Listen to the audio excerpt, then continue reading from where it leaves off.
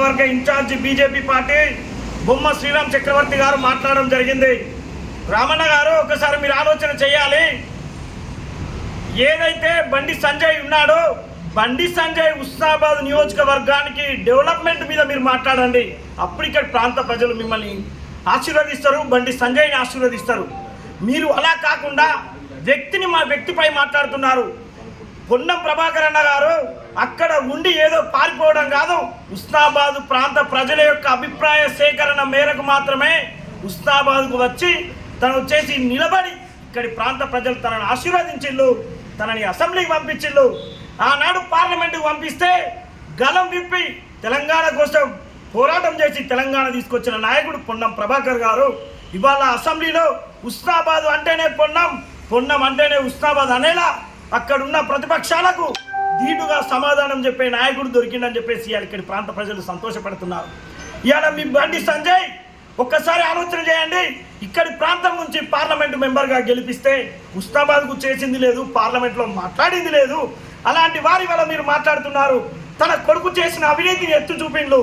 అయినా తనది వచ్చేసి మీరు అంటున్నారు తనకు వచ్చేసి రాష్ట్ర అధ్యక్ష పదవి ఇచ్చిల్లని. మీరు చేసిన అవినీతిపై అతని యొక్క రాష్ట్ర అధ్యక్ష పదవి పీకేసిన మాట వాస్తవం కాదా అని చెప్పేసి అడుగుతున్నాం. అదే కాదు, మీరు ఆ ప్రాంతంలో డెవలప్మెంట్ చేయలేదు కనుకనే కరీంనగర్ ప్రజలు చీకొట్టిళ్ళు.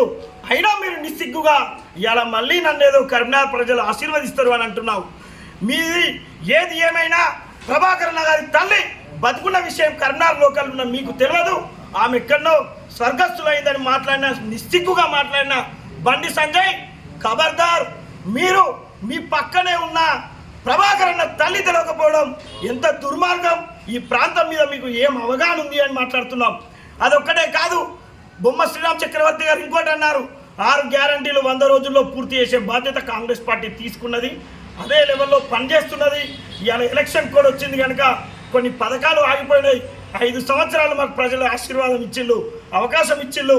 5 సంవత్సరాలలో ఏదైతే 6 గ్యారంటీలు ఉన్నాయో వాటిని పూర్తి చేసే బాధ్యత మా సీఎం రేవంత్ రెడ్డి గారు, మా మంత్రివర్గం అది తీసుకుంటుంది. మీరు గుర్తు చేయాల్సినంత అవసరం ఏం లేదు. ఏదైతే పార్టీ కాంగ్రెస్ పార్టీ ఉందో దానికి ప్రజలకు అనుగుణంగా పనిచేసే పార్టీ కాంగ్రెస్ పార్టీ. ఇంకొకటి అన్నారు పారిపోయి వచ్చిళ్ళు అని. మరి ఆనాడు మీ తండ్రి బొమ్మ వెంకన్న గారు ఇక్కడి నుంచి వేములవాడ పోయి పోటీ చేయడం జరిగింది. అక్కడికి ఏ రకంగా పోయింది ఒకసారి ఆలోచన చేయండి. అధిష్టానం ఎక్కడ టికెట్ ఇస్తే అక్కడ పోటీ చేసే నాయకుడు కావాలి. అలాగే అధిష్టానం ప్రభాకర్ అన్నకు హుస్నాబాద్కు టికెట్ ఇచ్చింది, హుస్నాబాద్లో నిలబడి గెలవడం జరిగింది. అదే అధిష్టానం మీ తండ్రికి వేములవాడలో టికెట్ ఇచ్చిండు, మీరు ఓడిపోవడం జరిగింది. ప్రజలకు దగ్గర ఉండాలి తప్ప మీరు వచ్చేసి ఏ ఒక్కటి కూడా ప్రజల అభిప్రాయ సేకరణ కాకుండా మీ సొంత నిర్ణయాల కోసం మాట్లాడుతున్నారు. బీజేపీ పార్టీలో మీకు ఏదో ఇస్తారు అని చెప్పేసి ఆశపడుతున్నారు. రానున్న రోజుల్లో ఇక్కడున్న ప్రాంత ప్రజలు మీరు బండి సంజయ్ అనేవారు ఎలాంటి డెవలప్మెంట్ చేయలేదు, కర్రు కాల్చి బాధ పెట్టి ఇలా నడించే పరిస్థితి బండి సంజయ్ది ఉన్నది. కాంగ్రెస్ పార్టీ టికెట్ ఎవరికి ఇచ్చినా కాంగ్రెస్ పార్టీని ఆశీర్వదిస్తారు ఈ ప్రాంత ప్రజలు. ఇక్కడ అత్యధిక మెజార్టీతో ఇక్కడ నుంచి పార్లమెంట్ మెంబర్గా గెలిపించి పార్లమెంటుకు పంపించే బాధ్యత మా మంత్రి ప్రభాకర్ గారు తీసుకుంటారు. ఇక్కడ ఉన్న ప్రాంత ప్రజలు కాంగ్రెస్ పార్టీ కార్యకర్తలు తీసుకుంటారని చెప్పి తెలియజేసుకుంటూ ఈ అవకాశం ఇచ్చిన మీ అందరికీ ధన్యవాదాలు.